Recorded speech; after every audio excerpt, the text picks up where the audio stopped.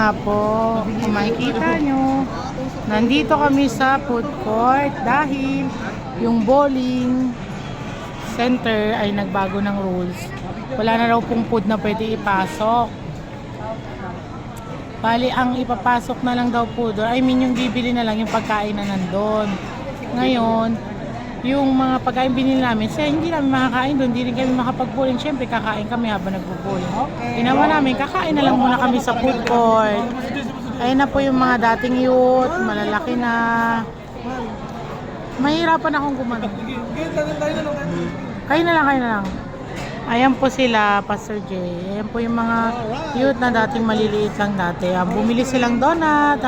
Ayan po ay snacks lang po yan. Mamaya, ewan ko kung kakain kami ng kanin mamaya. Yan, sila bumili niya. Ito yung anak ko.